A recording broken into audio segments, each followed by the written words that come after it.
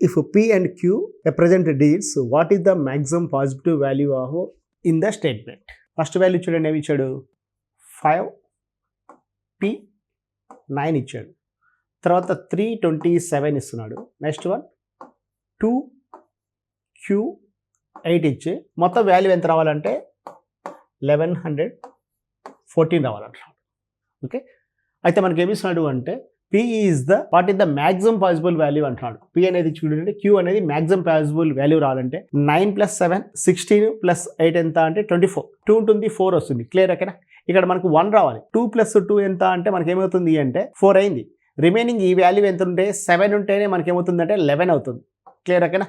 11 అయినప్పుడు చూడండి ఏమవుతుంది, 10 11 అవుతుంది. అంటే ఈ P + Q వాల్యూ ఎంత ఉండాలి అంటే P + Q వాల్యూ ఎంత ఉండాలి?